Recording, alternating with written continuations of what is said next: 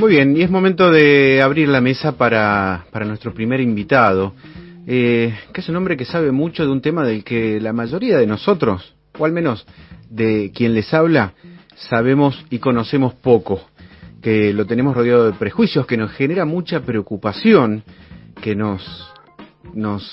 ¿cómo decirlo?, nos desvela estar fuera de cuadro, de ver algo, pero el hombre conoce y con suerte nos va a ayudar a entender mejor lo que queremos conocer hoy, porque ha ganado mucha pantalla, mucha relevancia noticiosa, un tema que es el régimen simplificado de ganancias, que es parte de la ley de inocencia fiscal, que cobró notoriedad porque Manuel Adorni, en medio de sus correrías patrimoniales y judiciales, se anota en este régimen, luego lo hacen otros funcionarios del gobierno y todos entonces nos preguntamos de qué se trata esto, de qué le sirve a él, pero de qué nos puede servir a nosotros.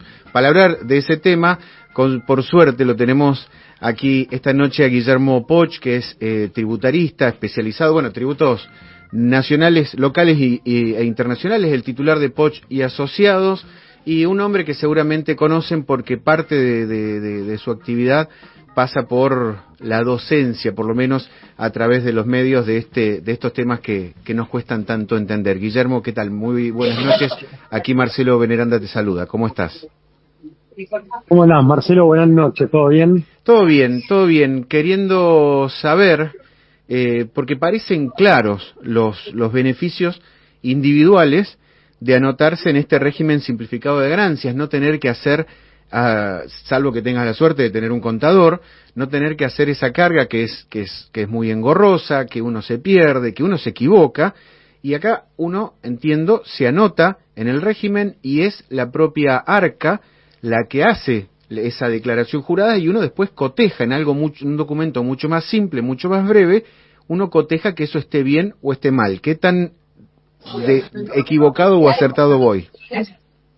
Mira, Marcelo, para que la audiencia lo entienda, está muy bien, fuiste muy claro, pero para escenificarlo yo te diría, imaginemos que la audiencia en este momento piensa en un rectángulo, de la mitad para arriba hay una parte donde se liquida el gravamen, que te dice cuánto tenés que pagar, y a la mitad para abajo es un régimen informativo, en donde en el caso 2025 presentás tu patrimonio a cierre 2024, 2025, y en esa tercera columna sacás una diferencia en donde pones tu monto consumido, cuánto gastaste en tu vida y cuántos fueron tus ingresos.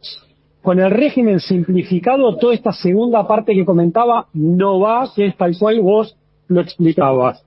Entonces queda únicamente una parte determinativa, y ahí es, en relación a lo que vos comentabas de este funcionario en particular, es en la gente le hizo mucho ruido a sabiendas de que si vos optás por este régimen, esa segunda parte de información no se le brinda al fisco. Entonces, eso generó en el ciudadano a pie decir, che, qué casualidad que justo no quisiste ir a esto. Eso fue lo que generó, pero cualquier persona puede optar por ese régimen y quien ingresa no quiere decir necesariamente que omitió gravámenes. Ahora nos metemos un poquito en el caso Adorni, pero antes, estando claros los beneficios para el contribuyente, ¿cuáles serían los beneficios para el Estado o para la recaudación? Para el Estado es, el propósito de la norma nace, uno, para simplificarle la vida al contribuyente, a la gente, dos, para que el fisco no tenga cierta información y si aparece un ingreso de capital no declarado, en el fondo no pueda articularlo. ¿Por qué? Porque de alguna manera si un funcionario público advirtiese que hay una suerte de incongruencia, como funcionario público, indistintamente político o algo, estaría en la obligación de avanzar. Y el régimen simplificado de ganancia viene a no darle 100% de información al fisco y viene asociado con el régimen de inocencia fiscal en el cual se anula una presunción que es del patrimonio, del incremento patrimonial no justificado. Entonces, en esa combinación más un tapón fiscal, la gente puede ingresar fondos al circuito sin que sea penalizado desde el punto de vista fiscal, pero pueden quedar otras ramas del derecho que sí pudiese ser punible, como ser cuestiones cambiarias. O sea, uno en el momento debe hacerse cargo de la diferencia del último ejercicio, pagar lo que debe por ese último ejercicio, pero hacia atrás la arca no va a preguntar en los ejercicios anteriores. ¿Voy bien? Claro, 100% de acuerdo, Marcelo, porque lo que busca es eso, es el régimen es que vos puedas ingresar un patrimonio que oportunamente no fue declarado, y aun cuando el fisco a posteriori puede decir, che, pero esta plata de dónde surgió, si vos liquidaste bien el último año, de alguna manera opera un tapón fiscal. Bien, y ahora sí, en el caso de Adorni, si Adorni tocaba el botón, elegía, como hizo el régimen simplificado, no van a aparecer esos $500.000 que luego reconoció públicamente. Ahí solo la arca depende de que Adorni decida comunicarle que tenía $500.000 de más. A ver, uno nunca va a poder saber qué es lo que él hizo desde el punto de vista fiscal porque opera Claro. el secreto fiscal. Ahora, de lo que él dijo que iba a corregir las posiciones fiscales pasadas. Si él lo corrige antes del inicio de una inspección, inclusive hay condonación plena de sanciones. Bien. Con lo cual, él podría estar corrigiendo y desde el punto de vista fiscal no ser punible por nada, que cualquier contribuyente, cualquier persona que esté escuchando podría hacer lo mismo y estaría en la misma situación. Distinto es lo que puede pasar en el ámbito o sea, judicial, que es otra rama del derecho, y este régimen de inocencia fiscal no lo cubre. Sí, está claro ahí que Adorni tiene una historia en paralelo con la justicia, que de hecho, bueno, esto es otra discusión, que esta forma de presentar su patrimonio, de admitir distintos fondos, apunta más a la causa penal, de enriquecimiento ilícito, etcétera, etcétera. Pero no me quiero desviar porque hay una pregunta de fondo que quizás es muy prejuiciosa de mi parte, y por eso quiero aprovechar tener a alguien que sabe del tema. Hemos atravesado básicamente en los últimos gobiernos, cada gobierno llegó de la mano de un blanqueo y una moratoria. En este caso, este régimen simplificado no es un blanqueo, genera este tapón fiscal que hablábamos recién, pero pareciera que los incentivos del sistema político, porque cada gobierno lo viene repitiendo desde Cristina en adelante, es a esperar, una palabra más fuerte, a eludir o postergar pagos sabiendo de que en un tiempito más va a llegar una moratoria o un blanqueo. ¿Me equivoco? Para nada. También hay que entender que siempre los sinceramientos fiscales y las moratorias, si uno lo analiza racionalmente, vienen a tratar de resolver problemas que generó la propia legislación. No es una cuestión menor esa que estoy diciendo. Se conoce que el sinceramiento nace porque el Estado articuló disposiciones que le hicieron muy difícil el cumplimiento a las personas. Claro. Si no, no tendría razón de ser un sinceramiento. Entonces, cuando el Estado es consciente que lo que hizo derivó en informalidades, en incumplimientos cambiarios, como no podés poner a toda la gente en una situación de ilegalidad, estás casi como Estado a emitir esa norma de blanqueo, sinceramiento fiscal. Sí, uno inevitablemente piensa en el cepo, que es cierto, el propio sistema político ha generado incentivos para moverse por fuera del blanco. Ahora se entiende esto, pero te cambio el foco en todo caso. ¿Cuántos programas de los últimos gobiernos, así como todos han tenido una moratoria y un blanqueo, o al menos una moratoria y al menos un blanqueo, cuántos incentivos han habido para lo que se conoce como los contribuyentes cumplidores, los que quieren estar al día, los que sufren no estar al día con los impuestos? ¿Los gobiernos son también, han atendido o han desatendido a los contribuyentes cumplidores? En líneas generales, cuando estuvieron los sinceramientos, las moratorias, vinieron acompañados del concepto de buen cumplidor. Entonces, todas las normas últimamente, de alguna manera porque sucedía que la gente se sentía desprotegida y por eso de cumplir, apareció el concepto del buen cumplidor, principalmente desde Administración Macri que se recoge ese concepto del buen cumplidor.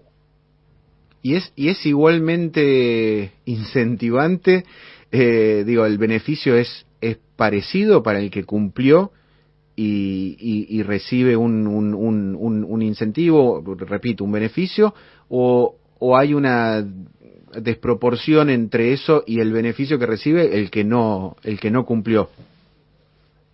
No, muchas veces la gente dice, uy, ¿para qué cumplí en tiempo y en forma si en definitiva me salía más barato el sinceramiento fiscal? Pero también hay que correr con ese riesgo y nadie es indemne de que tenga un problema y está el fisco.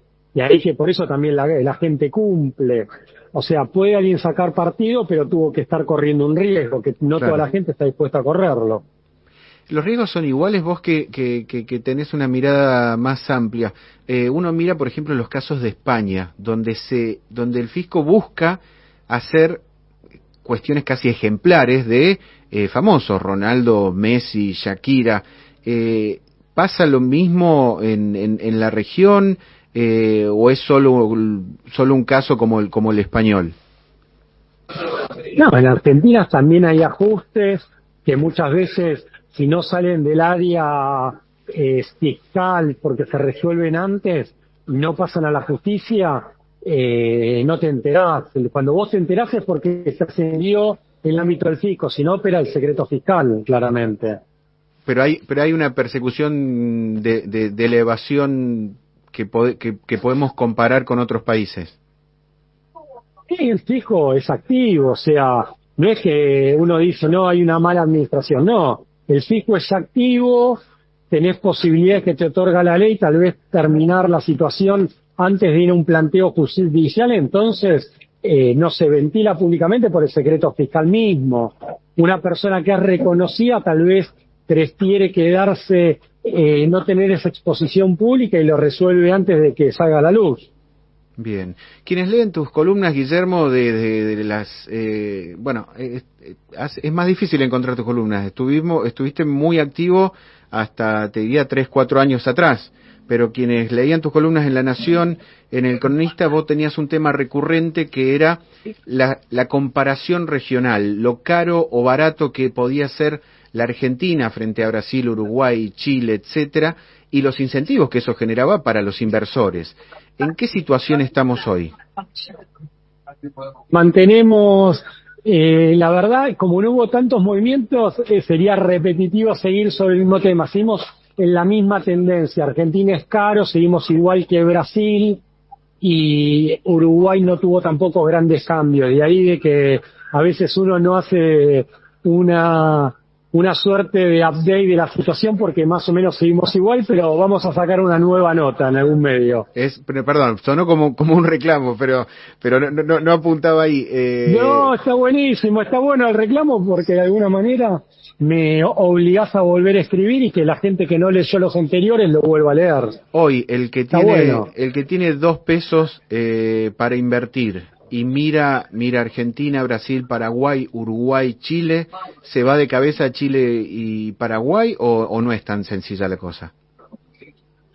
Depende de cada negocio en particular y ahí siempre recomiendo la participación de un profesional que los asesore. Pero en términos de carga impositiva. Sí, carga impositiva, Argentina es caro junto con Brasil. Por eso es conveniente tal vez a veces ir a otras plazas. Y las distintas plazas ofrecen distintos beneficios para distintas actividades. Bien, y desde que está el gobierno de Javier Milei, que tiene como una de sus banderas la baja de impuestos, ¿esto fue más allá de lo discursivo? ¿Se ha notado una baja de impuestos? Con esto ya te libero, Guillermo. ¿Se ha notado una baja de impuestos o todavía no ha sido determinante el cambio? En algunas situaciones sí, y en otras a determinada gente le puede haber subido el costo fiscal. Pero en líneas generales hubo una quita de impuestos. Pero en otros tal vez gente que antes no pagaba impuestos a las ganancias hoy podría estar pagando. Claro. Bien. Depende de cada situación particular. Clarísimo. Guillermo, te tenemos que agradecer doblemente porque es un tema difícil, es un tema que requiere un expertise extra para que sea didáctico, para que lo podamos entender, entonces también el agradecimiento por eso. Bueno, muchísimas gracias y a disposición, y prometo escribir una nota. Hay que renovar los clics, diría alguien que trabaja en medios. Guillermo Poch pasaba por El que Calla Otorga.